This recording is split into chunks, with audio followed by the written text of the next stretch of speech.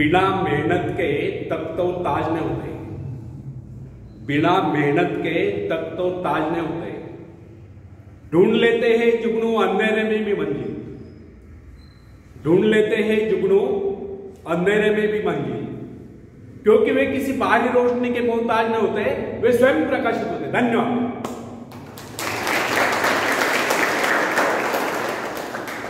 तो फ्रेंड्स, एक व्यक्ति है जिसके शरीर में स्वच्छ रक्त संचार हो रहा है, जिसके चौड़े कंधे हैं, सुंदर मजबूत दो हाथ है, जिसका वजन भी अच्छा है, जो सभी अंगों से युक्त तथा शरीर से चुस्त मस्त है।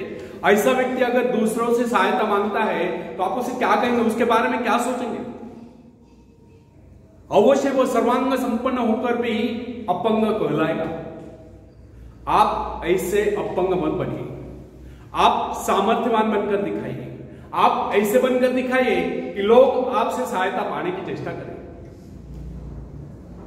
क्या आपको पता है कि आप जिन लोगों को जानते हैं उनमें बहुत से ऐसे हैं जिन्हें किसी दूसरों से सहायता की प्रतीक्षा है। सही बात तो यह है कि उनमें से बहुत से लोगों को इस बात का भी पता नहीं उन्हें जो सहायता चाहिए वो कहां से मिलने वाली है। फिर भी वे इंतजार करते और सोचते रहते कि बस अब उनका काम बनने वाला है, उन्नति के द्वार खुलने वाले हैं, कोई उनकी मदद के लिए आएगा, उनके सारे कष्ट दूर हो जाएंगे। क्या ऐसा संभव है? वास्तव में कोई किसी की सहायता करता है? ऐसे सोचने वालों ने अपने गिरेबान में झांक कर देखना चाहिए, क्या उन्होंने किसी दूसरों की कितनी सहायता की, उन्होंने आज तक किसकी कितनी मदद की है? क्या कोई ऐसा व्यक्ति है जो कहे कि उन्होंने उसे सहायता की थी इसलिए वो आज उन्नति की चोटी पर है? फ्रेंड्स, यदि आपने या उन्होंने किसी दूसरों की सहायता नहीं की तो फिर किसी दूसरों से सहायता की प्रतीक्षा क्यों? ऐसे लोग केवल अपने भूल के कारण आगे बढ़ने से रुक जाते हैं। हर इंसान को चाहिए कि वह केवल अपने सहारे आगे बढ़े, लौटने के रास्ते से मुंह फेर कर बिना किसी के सहारे आगे बढ़ता जाइए। आत्मनिर्भरता से तो मनुष्य की शक्तियां विराट रूप धारण करके प्रकट होती है। आत्मविश्वास ही सफलता की नींव है।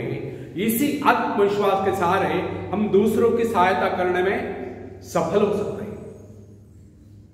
एक बहुत बड़े प्रबंधक का, एडमिनिस्ट्रेटर का कहना है, मैं अपने बेटे को ऐसी कंपनी में नियुक्त करना चाहता हूं जहां उसे कठिनाइयों का सामना करना पड़े, क्योंकि इससे उसकी सहन शक्ति और कुशलता विकसित होगी।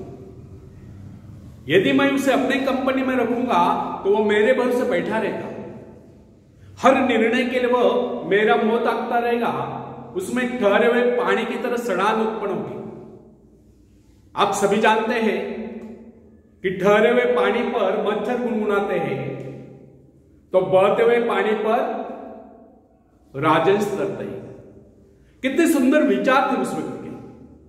अगर हर मां बाप अपने पुत्र या पौत्री के लिए इस प्रकार के उच्च विचार रखते हैं तो अवश्य वे उनके भाग्य विधाता बन जाएंगे। जो माँ बाप अपने बेटों या बेटियों को अधिक लाड़ प्यार से बिगाड़ देते हैं कि बच्चा जब चाहे स्कूल जाए, जब चाहे छुट्टी कर ले, जब चाहे कॉलेज जाए, जब चाहे छुट्टी कर ले, जब चाहे काम पर जाए, जब चाहे छुट्टी कर ले, तो ऐसे बच्चे भविष्य में कुछ नहीं कर पाते, उनका तो भविष्य नष्ट होता है। अपनी शक्ति पर स्वयं ही भरोसा करना पड़ता है। अपने कार्य स्वयं करने वाले सफल होते हैं। इसी से मानव के चरित्र का निर्माण होता है। जिन बच्चों को यह पता हो जाता है कि वे अपने मां बाप के सहारे जीवित रह सकते हैं, वे अपने बल पर कोई भी कार्य समर्थ होकर भी कर नहीं पाते, वे वैसी कोशिश भी नहीं करते, जबकि उन्हें समझना चाहिए मां बाप तो सदा के लिए उनके आश्रयदाता नहीं बन पाएंगे। एक दिन तो ऐसा आने वाला है जब उन्हें अलग अलग जीवन बिताना ही पड़ेगा। तब ऐसे लोगों को भयंकर मुश्किलों का सामना करना पड़ता है। इसलिए फ्रेंड्स, यदि आरंभ से अपने काम स्वयं करने की आदत डाली जाए तो यह आदत आपके भविष्य के लिए बहुत ही लाभकारी सिद्ध होगी। जब चाहे शक्ति के सहारे आप जमीन पर पांव टिकाकर आगे बढ़ सकते हैं। सफल वही होता है जो अपनी शक्ति पर भरोसा करता है। अपने काम स्वयं करने वाले सफल होते हैं, दूसरों के सहारे आगे बढ़ने वाले अक्सर भंवर में फंस जाया करते हैं। फ्रेंड्स, जिस नाव की पतवार आपके हाथ में नहीं वह नाव आपको पार करा दे, इस बात की क्या गारंटी? आपका जीवन तो उसके हाथ में है जिसके हाथ में नाव की पतवार हो। वह चाहे तो आपको डुबो दे, चाहे पार करा दे। फ्रेंड्स, जब नदी में बाढ़ आती है तब जो साहसी है, जिसे अपनी शक्तियों पर पूरा विश्वास है, वह तो तैर कर उस पार चला जाएगा। लेकिन जो डरपोक कार है, वह तो बीच मझधार में डूबकर अपनी जान दे देगा। सहायता पाना और सहायता की प्रतीक्षा करना, दोनों ही बातें प्रगति की राह में बाधा है। अतः हर युवक या युवती के लिए आवश्यक है वे शुरू से ही अपने काम स्वयं करने की आदत डालें। अपने माँ बाप आदि लोगों की शक्ति से विश्वास हटाकर केवल अपने शक्ति के बल पर आगे बढ़ने की कोशिश करें। जिस क्षण आप बाहरी सहायता लेना बंद कर देंगे, उसी क्षण आपके भीतर आत्मनिर्भरता का अंकुर फूटते हुए महसूस होने लगेगा। स्वयं कार्य करते समय यदि आप असफल भी हो जाते हैं तो बिना उस असफलता को घबराए तुरंत उस कमी की खोज कीजिए जिसके कारण आपको असफलता मिली, और जैसे आप उस कमी को खोज निकाले तुरंत ही उसे दूर करने के प्रयास में जुट जाइए। आपका वास्तविक आदर तभी होगा जब आप एक सफल व्यक्ति के रूप में दुनिया के सामने होंगे। मगर यदि आप एक व्यक्ति के बाद दूसरे व्यक्ति के आगे हाथ फैलाना शुरू कर देंगे तो लोग आपको मंगता या भिखारी कहेंगे। अतः आप ये प्रण कर ले कि आपको केवल अपने भरोसे जीना है, ना कि किसी की दया पर। क्योंकि बाहरी सहायता किसी वक्त वरदान सिद्ध होती है, अधिकतर समय यह अभिशाप ही सिद्ध होती है। फ्रेंड्स, बाहरी सहायता मनुष्य की काम करने की गति को मंद करके शरीर में सुस्ती लाती है। आप ऐसे लोगों से मैत्री कीजिए जो आपको जीवन में आगे बढ़ने की प्रेरणा दें। कुछ लोग एक बाजू या एक पाव वाले होते हैं, फिर भी वे अपनी लगन और अपनी मेहनत से अपनी जीविका चलाते हैं, फिर तो आप तो हट्टे कट्टे फिर आगे बढ़ने की कोशिश आप क्यों नहीं कर सकते?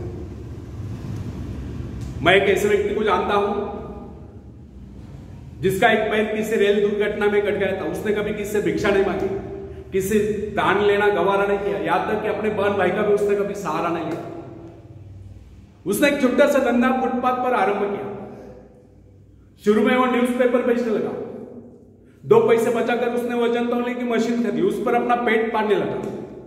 आज वही व्यक्ति उसी फुटपाथ के किनारे एक बहुमंजिला बिल्डिंग में न्यूज़पेपर स्टॉल लगाकर बैठा है, साथ में जेरॉक्स सेंटर भी खोल रखा है। सुना है आजकल वो मोबाइल शॉपिंग भी चला रहा है। वो स्वाभिमानी, किसी से मदद लेना वो अपना अपमान समझता था। आज वही व्यक्ति उसी फुटपाथ के किनारे एक बहुमंजिला बिल्डिंग में न्यूज़पेपर स्टॉल लगाकर बैठा है। आज वही व्यक्ति उन लोगों को जिनके हाथ पैर सलामत है, ऐसे परिवारजनों को खिलाता पिलाता है, उनके हर प्रकार की सहायता और मदद करता है। तो इसमें किसी को हैरत न हो। आज वो दूसरों की सहायता करने में हो चुका है। वो उन लोगों के लिए प्रेरणा स्थान है जो सर्वांग संपन्न होकर भी दूसरों से सहायता पाने की आशा रखते हैं। फ्रेंड्स, मैं केवल उस विकलांग की बात नहीं करता जिसे मैं जानता हूं। इस संसार में ऐसे बहुत से विकलांग लोग हैं जो अपनी हिम्मत से खुद भी खा रहे और अपने परिवार को भी पाल रहे।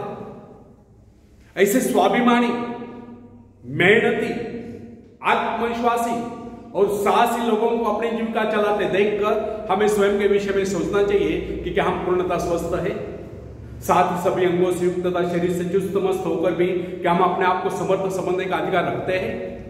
यदि हां तो फिर किसी दूसरों से सहायता की प्रतीक्षा। कोई भी स्वस्थ तथा सर्वांग संपन्न व्यक्ति तब तक अपने आप को समर्थ समझने का अधिकार नहीं रख सकता जब तक वो समझता है कि वो किसी के अधीन है। वास्तविक स्वतंत्रता एक ऐसा उपाय है जिससे मनुष्य की शक्ति दोगुनी हो जाती है। इस प्रकार की भावना अन्य किसी प्रकार से प्राप्त नहीं होती। जब कोई युवक या युवती अपने हिम्मत के सहारे किसी व्यापार में उतरता है तो उसके मन में एक श्रेष्ठ भावना अवश्य उत्पन्न होती है। यही भावना उसे प्रसन्नता प्रदान करती है। इससे पहले किसी के अधीन न होकर, चाहे वो कितना ही बड़ा कारोबार क्यों न कर चुका हो, परंतु उसे स्वतंत्रता से अपने आत्मविश्वास के सहारे साहस के साथ काम करने में एक नए आनंद का एहसास होता है। स्टॉप।